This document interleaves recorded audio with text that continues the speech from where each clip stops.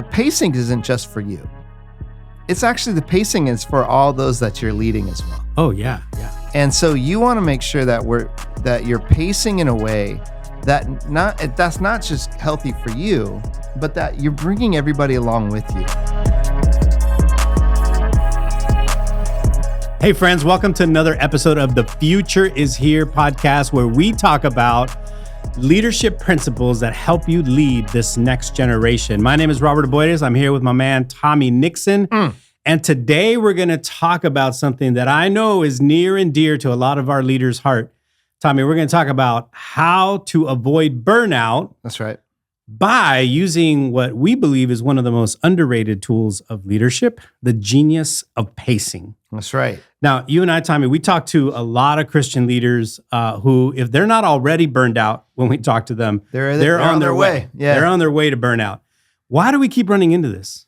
I mean, I think a lot of it is, I think there's actually a theology that we just talked about in the sacrifice of leadership. Yeah. And there's a theology of like, if I work really hard and I grind and I, even within urban cultures, like, I'm grinding, I'm killing the game, I'm all this kind of stuff. There's a pressure there. And I also think there's an unhealthy competition piece that has to do more with our egos and our, as we look at each other and it's like, I want to be the best, or there is that, competition, maybe one up each other, all that, you know what I mean? Which I think is a lot of, I know for me, when I was younger, it was definitely rooted in father wounds and trauma. And, it's like, I want to prove that I'm worth something. Right. So I think that's a lot of how we do that. And I think it does lie in that kind of like our previous episode of sacrifice. But it's also that leaders lack the tools and frameworks, right? Strategies for how to have boundaries and self-care practices. And they don't really know how to live that kind of balanced life in that. And then the idea of pacing seems like ridiculous, because I think when you come from some of our environments, it feels like I got to do everything now. Yeah. Because I don't know, we're always like, I don't know what's going to happen tomorrow. I don't know, or I don't ever want to go back to where we used to be, right? Coming in the struggle. So I think that's a lot of reasons why we see burnout. Yeah. What's interesting to me is that a lot of the leaders we talk to lack a fundamental protection, if you will, against burnout, which is boundaries. Yeah. I mean, how long ago has it been? Because we both got the chance to meet Dr. Henry Cloud. Oh yeah, right. Who wrote the book Boundaries? I mean, that book's been out. I think it's a revision already. Yeah, right. Years. It's been a long time. But we also in the church talk a lot about boundaries, and there's been a lot of conversation over the last 10 years, let's say, about establishing healthy boundaries, and yet we don't really see that happening. Yeah. Why do you think it is so hard for us as leaders to put proper boundaries in place? Well, I think there's a couple things, man. I think when we look at like kind of some of the systemic factors that are at play here, right? I think one is it's the high expectations that we have of leaders, right? And really the idea of like, if you're going to, kind of live into the great man syndrome, as we talk about, right? Like it's the leader with the vision and everybody's there to support that leader. Well, yeah, there's a lot of expectations, man. If I'm gonna latch my my wagon to your horse, then are we winning? You know what I mean? And so all those expectations from other people and for ourselves, they're really high. And a lot of it has to do with like validation and all that. And so I think that's one of them, right? The high expectations that we carry from everywhere around us. I think emotional and spiritual demands, like kind of dealing with the emotional and spiritual needs of our team. Yeah, right? That can be exhausting. It's exhausting. So let me say this: even if you start leading the way that we've been teaching, right, through the podcast and through all the stuff that we do, that this is a real thing you're going to actually carry. Yeah. Because we're asking you to do it.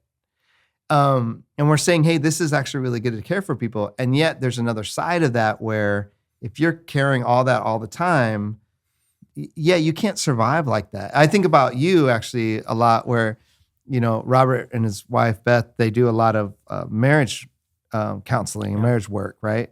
With couples. And I'm like, you have to have an ability to be like, not carry all their stuff all the time. Like you hear it, but you can't own it. You can't, right? Like they have to be the ones to do the work. Like you can't do that. You can only lead them, right? Yeah, absolutely. So, I mean, I think that you have to be able to kind of release yourself from some of those burdens. And I think it comes from a place of realizing that it's not really my job to fix them. Right. No, I think early on in our marriage mentoring, we call it, I think we always felt the burden of like, oh, we have to make this right. We have to make this right. And, once you have the first time that it doesn't work out, that you've spent time journeying with couples and it doesn't work out, you realize, oh man, like you could either start self-doubting, thinking, oh, well, maybe we don't know what we're talking about or whatever. Or you can just realize that, you know what, maybe our job isn't really to provide the fix. It's to give you an opportunity to invite God into that process, right? When it feels like you're giving the tools. Yeah, we provide the tools. We can provide the mentoring. We can provide the encouragement. But we can't let ourselves fall into your mess, if that makes any sense. And that's a really fine line, because it's like we're calling people to suffer with others. We're calling them to serve others. We're calling them, we're not calling them, but, Christ is calling us to that life. And yet there's a wisdom to go, but I don't carry that. Like I'm not responsible for you come to Christ. I'm not responsible for your healing. I'm not responsible. All I can do is join in with what God's doing. Yeah. But it's not on me. Right. So, but I think because we carry that leads to that. I think I like this one. You wrote this one down. Role ambiguity. Yeah, I think that you can experience a lot of burnout, and when we see this a lot with young leaders, particularly, right? If you're being asked to lead in a church context or a ministry context or even a nonprofit context, and you have some gifts, you have some abilities, right? Some skills. Or you're just available. Or you're just that too. Yeah. Or you're just you're a warm body that can fill a spot.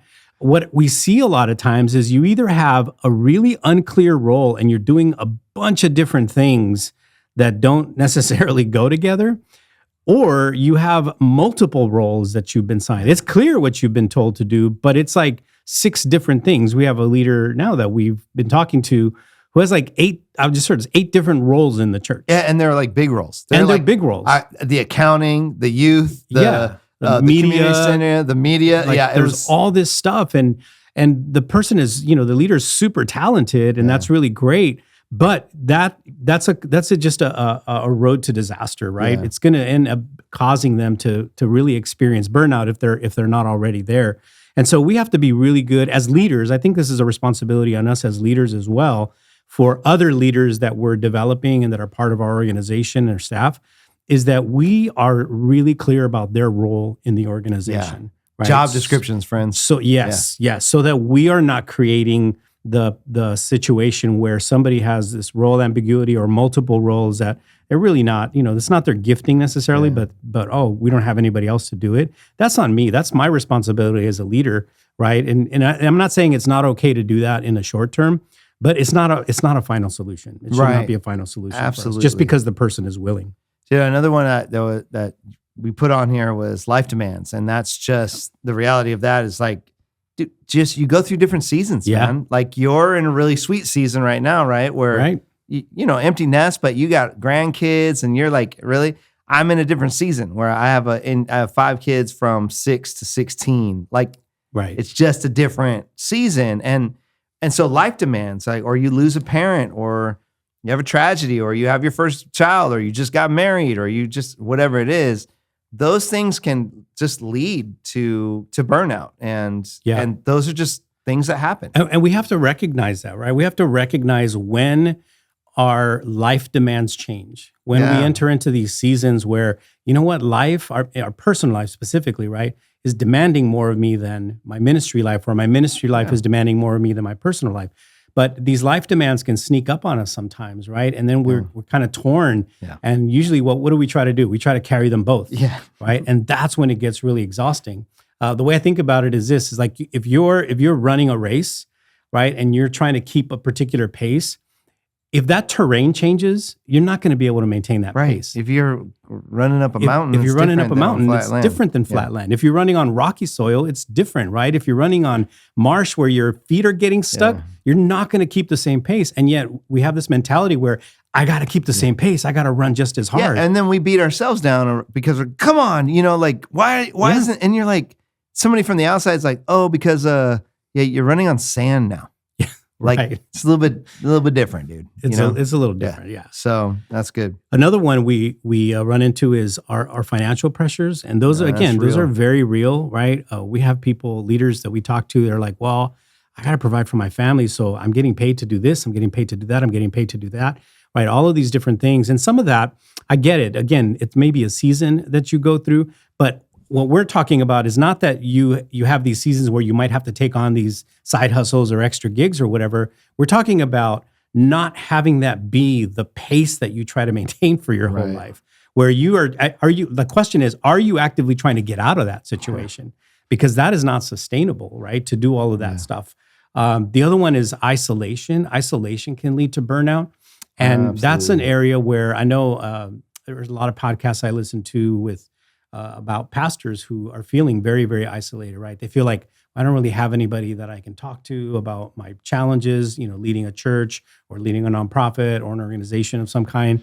And so you begin to isolate yourself. In fact, in many cases, they can't even talk to their spouse or don't feel like they can talk to their spouse or their family. And so they isolate themselves. And when they do that, they begin to feel really, really burnt out because they feel like, oh, I'm the only one carrying this.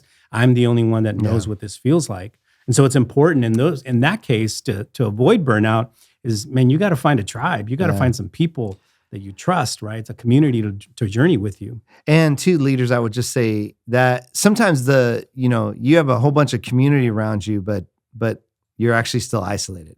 And you have to be honest about that. Because sometimes what we do too is we'll say, I'm leading all these people. I can't be really authentic with them. You need people that you can just be real raw with. Like, dude, I'm hurting. Like I feel alone. And that definitely leads to burnout. And so when we think about this and what we're asking you guys to do is like, think about pacing. Yeah. Because you can't run at breakneck speed all the time, right? And my mom always had this phrase. She's like, you can do anything for a certain amount of time. Oh, for sure. That's true. But what we try to do, especially in quote unquote ministry and Christendom and kingdom work, is we have this like weird thing where you're just supposed to be grinding and like charging all the time. And when you're not, then there's some type of shame to it, Yeah. And that we want to get away from that. And so we talked about, by the way, in a previous episode, we talked about these cycles of activities that we're used to operating in, where we've identified the thing that's next that we got to give all our energy and all our attention to. And everybody rallies behind that thing, and you put in all this work, right? All these extra hours to make this event happen, or to produce this thing, right? Or to have people show up to something. And then you're just like right before, you're just on this adrenaline high, and then you got to get yourself on a high just to go get through the event. And then afterwards, what do? You crash and burn. You're just like, oh my gosh, that was exhausting. And then you catch your breath, and then you start right back up again. And these cycles are actually vicious cycles that we get into. Where we're just, we're ramping up and then we're crashing. We're ramping up and then we're crashing. And that's not healthy or sustainable either. Yeah, absolutely. And I know that in that crashing space, that's where a lot of bad things happen. That's where like drinking problems come up. That's where substance abuse. That's where affairs. That's where self-medication. All that stuff, because you're just like, hey, I just had this huge dopamine hit. It was amazing. Now I'm coming down. And so what we're saying is there's a better way to pace through those kind of things. Yeah. Right. And I think you could do that. So there's this idea that your energy has value. And I think sometimes we don't value our energy. And what I mean by that is like, let's talk about the different ways that we talk about work and activity, right? Yeah. So for me, I've always defined work as simply effort over time. Like if I make more effort, I do more work, right? Just over a period of time, I'm just putting in some sort of effort. Work itself isn't anything more than expended energy. Yeah. Right. Productivity is what we call efficiency over time. So how well is my work doing? You know, how well am I doing my Yeah. work so that I'm producing things, and how effective or efficient am I at producing that? Success is defined as outcomes over time. So I put in all this work, I'm producing all these things, right? Am I successful in what I'm actually trying to achieve at the end of all those things, right? But then there's this other level that we call significance. And significance is about impact over time. And that's not typically something we think about. And what's interesting is why we work so hard. I think, this is just my personal opinion, why we work so hard and why we value hustle is because work is the most immediate, tangible, visible thing we have to offer. And so we feel like the more we give, the more we're going to get. But that's just not true, because we are not machines, right? In a machine, more input equals more output, right? Because it can actually produce that way. Our minds and our bodies have a point of diminishing return. Yeah, limitations. Where at some point we're going to get exhausted and we're just not going to be able to produce as much. So what's interesting to me is that we put in more effort in a shorter amount of time, thinking we're going to have more productivity, which is going to lead to more success. And in fact, the reverse is happening. The opposite is happening. You're having less success, less productivity, even though you're putting in more work. Yeah, and I mean, and this is where we're trying to get these leaders at, because I can hear people in my head. Man, I work hard, and I work, I grind and I work, and I'm like, cool. And I've seen those same people, and there's not that level of significance or success. Right. Like, dude, I know you work hard, but in our leadership, we want to move from that work to productivity to success to significance. I think that's what we all want. You want to know that over time, what you've done, that the impact is experienced. Those are the kind of leaders we need. And that's what this podcast and our leadership training is about, is you want significance, you want the impact for the kingdom of God and his glory, like over time, but everybody just, in our strategic planning process that we do with people, tons of activity. Yeah. So you are putting in the work, and that's that effort over time. But you and I always look at all of it and go, okay, you're doing all this stuff, but what does that actually help you reach your vision and mission or not? Or is it just a bunch of activity, right? Yeah. And so that's what I think is so good. So when you think about the value of your energy, you want to work. I learned this when I was young. You want to work smarter, not harder, right? And that's what we're trying to help people think through. And work healthier. Yeah, and healthier, and be strategic about it. Right. But I think the system is built to reward the work. I just need you to work hard. And I need you to work hard in all these areas all the time. And that goes back to that poor theology where it's like, I'm just working my way into the kingdom of God, into heaven. It's not even true. So what are we doing here? And that's where our theology of work comes from, but that's another episode. I think about, this is kind of creepy, but I think about my funeral often, and I think, well, what do I want? Because we've all been to a lot of funerals and we heard a lot of eulogies and people get up and talk about things. What do I want my kids to say about me? What do I want my wife to say about me? That's what I care about. Yeah. Right. Do I want them to say, oh yeah, well, Dad did all these things and he was always this and he launched this many businesses and he preached this many sermons and he produced this many events. And I'm like, that's not what I want to hear. Right. I want to hear, hey, my dad made a difference in my life. Yeah. Like he was there for me. Yeah. He made an impact, right? He helped me in this way. He helped me grow. Because I think a lot of times we don't realize that when we say significance, we're really talking about legacy. Yeah. Right. What is the legacy that you're leaving behind? And I heard this quote, I wish I knew who said it, but it was that legacy is not the things that you leave behind, but the people that you move forward.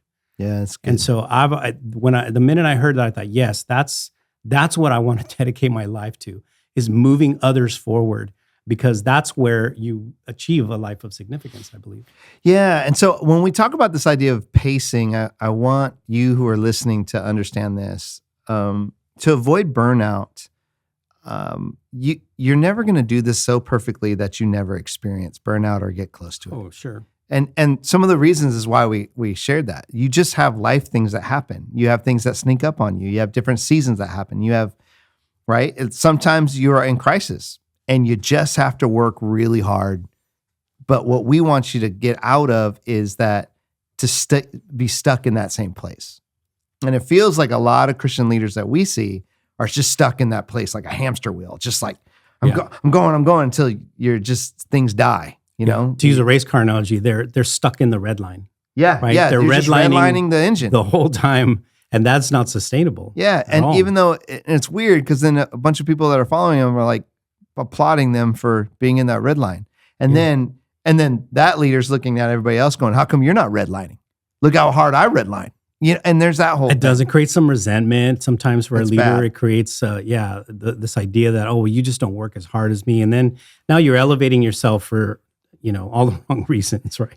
And so the other thing too with this is the pacing isn't just for you. It's actually the pacing is for all those that you're leading as well. Oh yeah.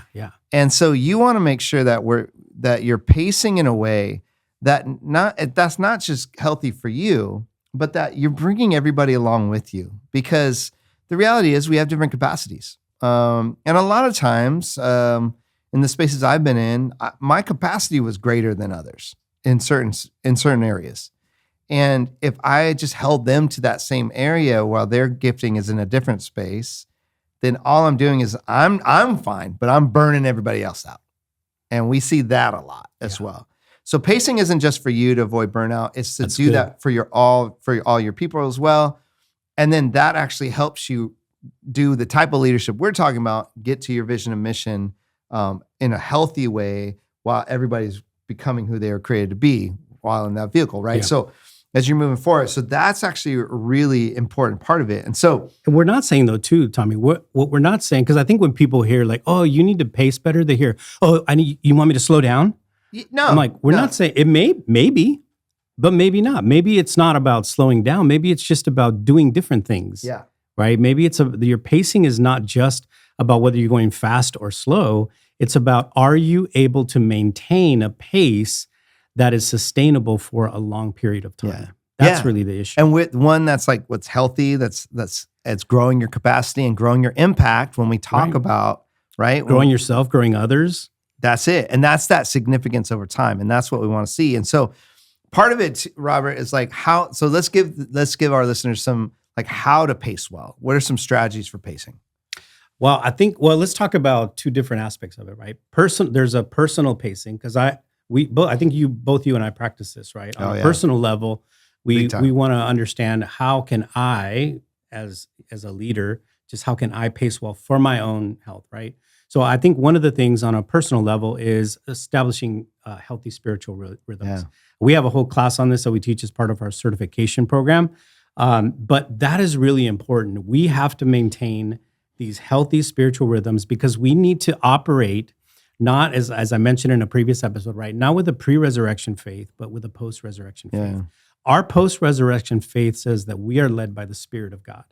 And so if we are not in tune, in touch with, and in conversation with the Spirit of God, then we're not going to be able to hear how we can grow in the way that God wants us to grow. Not in the way that we think we're supposed to grow, but in the way that God really wants us to grow. And even in the things that God is really asking us to do. So healthy spiritual rhythms is definitely one strategy for pacing well.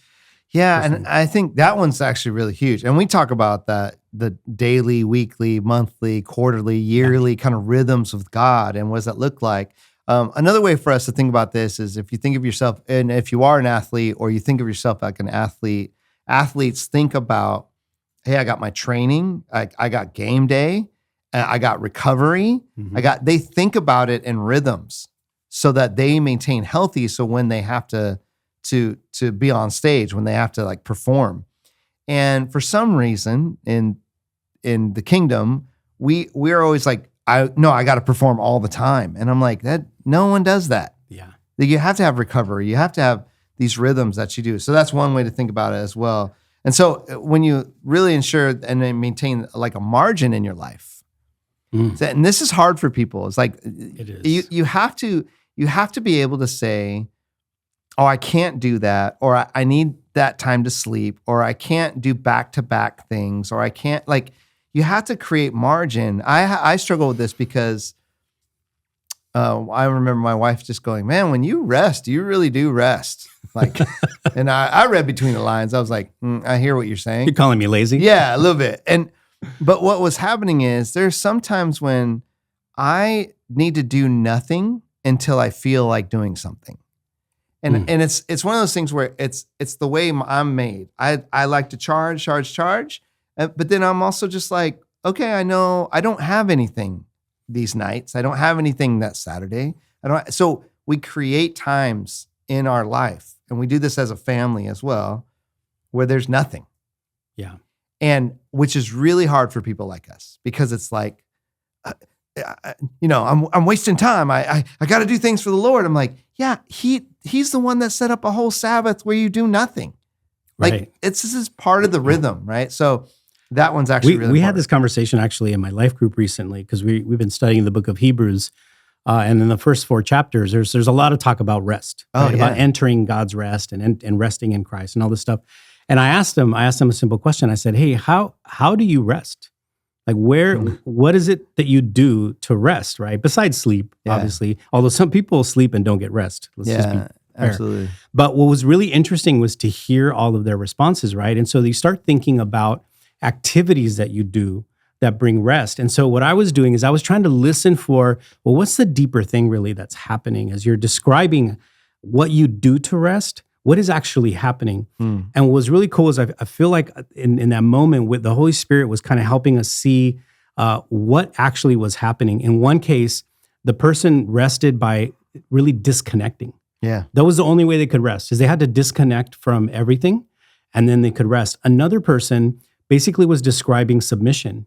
Like I can only rest when I fully submit to the thing that I'm resting to, right? So for example, he was talking about taking warm baths, right? Like that. And I said, oh yeah, it's because you're fully submitting to that process, right? You have to, right? You have to, right? You can't do anything else, right? And then, so anyway, the idea is that if you explore a little bit about, well, what are the things that bring me rest? There's probably a deeper thing there that's happening. Not so that because you don't have to do more of that particular activity, but you could find other ways to rest even throughout the day, right? Okay, well, how can I submit for even 5, 10, 15 minutes of the day so I can rest? How can I disconnect for 5, 10, 15 minutes a day so I can, rest, right? So there's a lot of different ways. I think we always think about going and doing some specific activity, but I think there's a deeper thing there that God has wired us to rest in a particular way, and we need to understand what that is. Yeah, and so another one, and we actually have a tool for this, don't we? For creating margin, we do. Yeah, we have a tool. It's basically called the creating margin tool. Yeah. So if you guys, hey, leaders, if you're out there and you want a copy of this, we're happy to send it to you. It's literally, you just fill it out, and it helps you to identify just all the areas in your life where you can actually create margin. But here's the thing about margin. Margin is not just so you have extra time. It's that you have space for God to do what he wants to do in your life. That's right, dude. We have to create the margin for God to act. It's not, again, because a lot of times we think, oh yeah, I got rid of a bunch of stuff I didn't need to do, and now I fill it with more stuff. Yeah, nope. No, the idea is maintain that margin, because that gives God to work in your life. Absolutely. The next one is actually on the personal side, and then we're going to go into organizationally. Personal side, this is a big one, so please hear me say this. Use your calendar. Oh, yes. Like, block out what you're going to do. And you know what? I've heard all the excuses. I've heard that's not how I work. Whatever, dude. Just like actually plan out, be strategic with how you use your time. We talk about plan 168. You have 168 hours in your week. Like, actually go through and say, how do you use those hours? And then you can actually design your ideal week. Now, it doesn't always go that way, but at least it's the thing you're shooting for. And so I really like practice calendar blocking, right? Like, hey, and stuff where it's not just appointments. I'm going to work on my writing for this 2-hour block. So I shut off my phone. Nobody can put that time in. We also do that when our spiritual rhythms. I put that in my calendar. Yeah. And so I'm like, that's my time with God, just like I would do with anybody else. And doing that really helps you to not overcommit and excessive busyness. And put that do not disturb on your absolutely. Phone, on your laptop. Well, don't even open your laptop, but put the do not disturb on your phone. I do that. I have set times where I'm a do not disturb because I want to be able to just, give my time and energy, interestingly enough, to rest. Yeah. Right? To those moments where I'm actually resting, but also when I'm given to that particular activity that I committed myself. Here's the other thing too. it's going to take a while to get used to that. If you've never done calendar blocking, it's going to take you a while to get used to that. Some practice, and you have to have some grace for yourself. If you put 2 hours of writing and you only got 30 minutes of it in, that's okay. Yep. That's all right. Eventually you'll get there. Yeah. And so, but I think it's a huge skill to have because that's one of the ways you can create boundaries. And so you can tell somebody is like, hey man, can you do this on, Saturday? And be like, oh man, I let me check my calendar. Yeah, I can't. You don't owe them an explanation about why you can't, like you could just be like, I can't, I'm busy during that time. Oh, doing what? Well, look, I'm just busy during that time. You know what I mean? Like so those are really good things. So organizationally, so when we talk about organizationally, here's some ways that you can pace well organizationally. One is something we call the there, here path. And it's simply just going, where do you want to get to? Where's your vision, right? Mm-hmm. Where are you currently at? And what's the pathway to get there? Now, that's super simplistic, but the reason you do that is because if you're just head down and you're just doing work, you don't even know where you're going. Yeah. But if you're really clear about where you need to get, and you're honest about where you're at right now, and then you can map out a path to get there, you know how to pace on that. For a good example is, here at UYWI, we've been beta testing a bunch of stuff. We just finished beta testing an 18-month process. Yeah. And that process went really well. It's a capacity building process for some of our leaders. And it took 18 months to figure it out. And now we can do it in 8 months. Yeah. Like, okay, we figured it out. It took 18 months of like, that didn't work. This didn't work. Like, it's just, so if I know that's where we're trying to get to, and that 18-month period is just part of that path to where I want to get to, that's just what it is. Now I can be all upset and like, how come it's not moving faster? It took too long, yeah. It took too long, but that's what it took. And so that's where you kind of learn that. And then what you do something called, you act, you learn, and you adjust. So you try something, you learn from it, you adjust. And so sometimes you're adjusting that there, where you're like, it's going to take longer. And I'll tell you right now, guys, here at UYWI, it's taken a lot longer in fact, it always takes longer than you hope or want it to. Oh yeah, absolutely. But to do it well, that it's just part of it. It's always harder than you think. Always, man. That's what I found. I think as leaders, I'll speak for myself, but I think I see this a lot, is we just overestimate ourselves. Yeah. We overestimate our ability to get something done.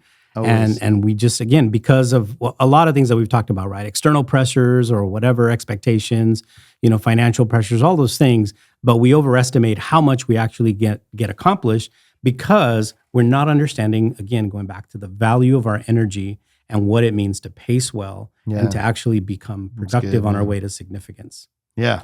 So the other thing is, and you talked about it, really the there, here path is really a simplified strategic plan. That's it, yeah. But our strategic plan is, there's a whole episode that we did on strategic storyline that we think you should go listen to and go literally go through step by step how we walk leaders through strategic planning. But a strategic plan is as an organization is really important, again, because the plan is going to set the pace for what you're trying to do. Now, I'll just go through this really quickly, but the strategic plan will help you determine some long-term objectives, maybe like 3 to 5 years, kind of big, heavy things that you want to move or get to.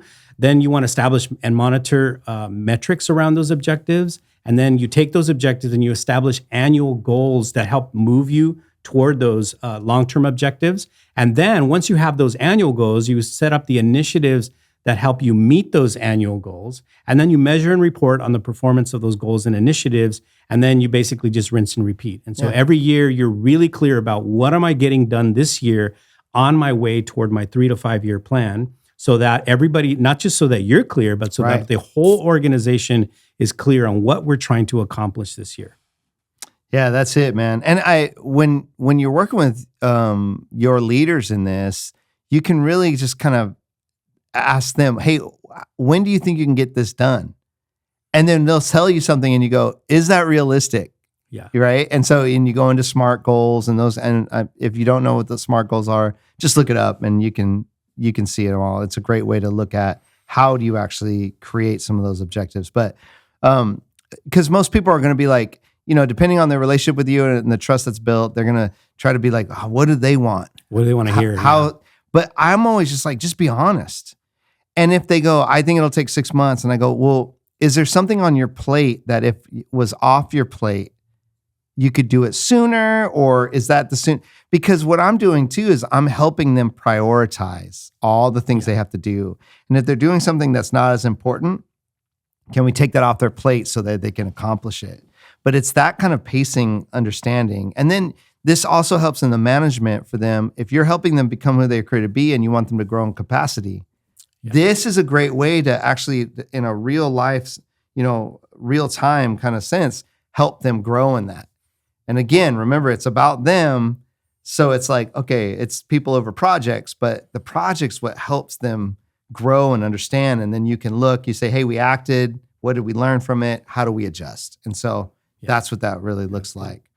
Well, and also organizationally, I think just as important, just as personally, rhythms of rest and renewal are important. I think as leaders in our organization, we have to honor rhythms of rest and renewal within our team. Yeah. Okay. So how do we do that? Give them some real examples. How we do it. I think part of it is just understanding what those are, right? Yeah. We can't enforce a particular rhythm of rest for everybody that's the same. Because as I talked about earlier, even shared, right? People rest in different ways. Some people rest by, going out and doing stuff. Yeah. Other people just need to like shut down and whatever, that's fine. And so I think for us, it's important to understand, well, what are those rhythms for you? Yeah. And then to give people the flexibility to own that themselves, right? Like we're not trying to micromanage everybody's time and energy. Tell them what to do, Right, tell them what to do every step of the way. We're like, hey, as long as we have goals and objectives, that's why, again, we go back to the They're Here path or the strategic plan. Everybody knows what they're supposed to do. Everybody knows what's expected. So I don't need to micromanage. We don't need to micromanage your time, right?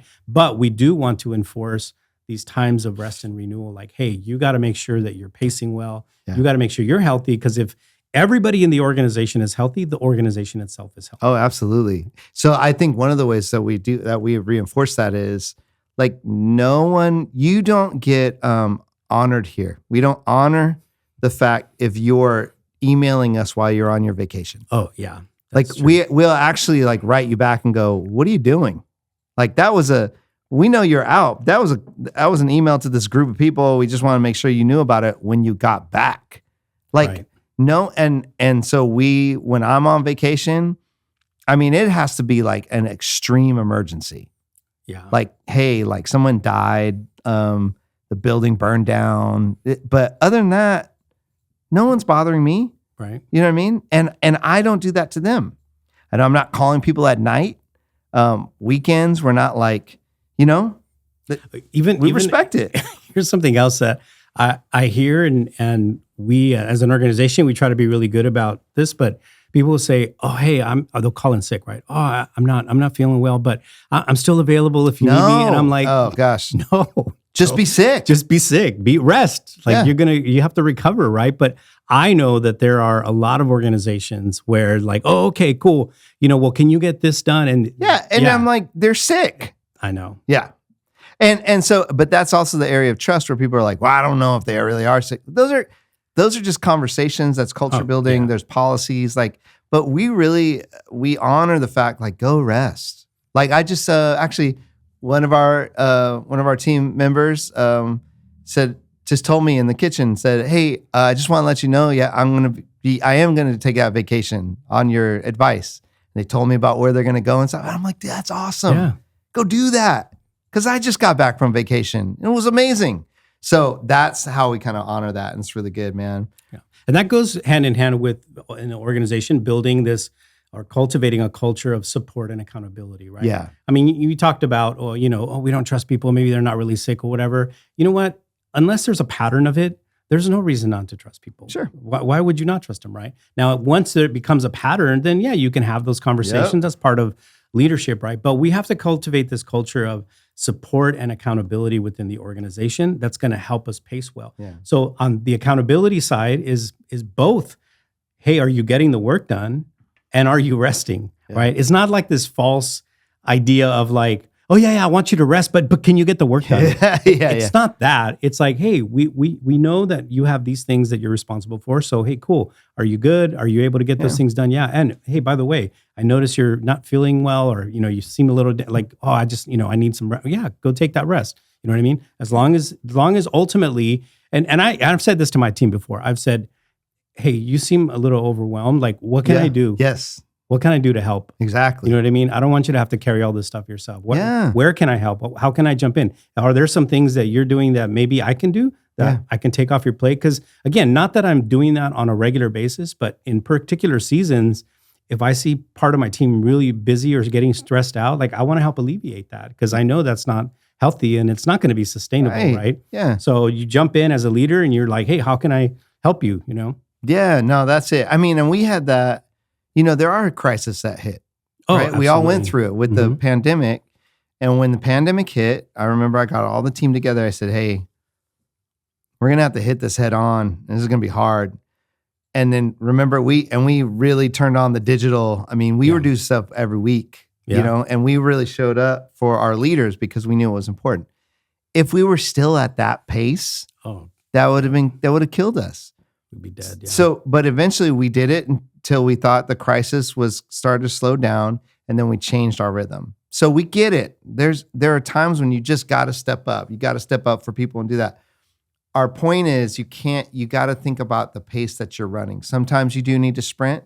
Sometimes it's jogging, but you're always moving forward ahead. And if you're not aware of this, you're totally going to burn out. You're going to burn your team out, and you're not going to be the type of org or church or business or whatever it is that God created you to be in a healthy way. We're not actually exhibiting the kingdom of God for people.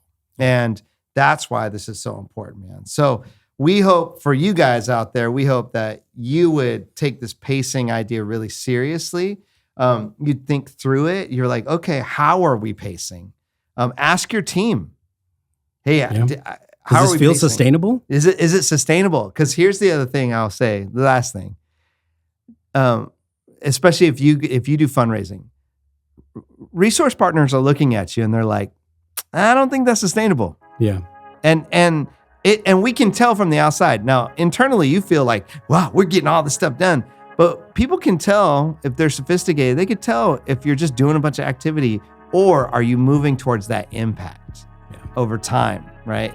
And so that's really important, man. So we hope you guys enjoyed this episode of the Future is Here podcast. Like it, share it, subscribe, do all the things. We really appreciate you guys, man. We hope this is helpful, and we hope and pray that you guys are pacing well. We'll see you. Pace well, friends. Pace well. Peace.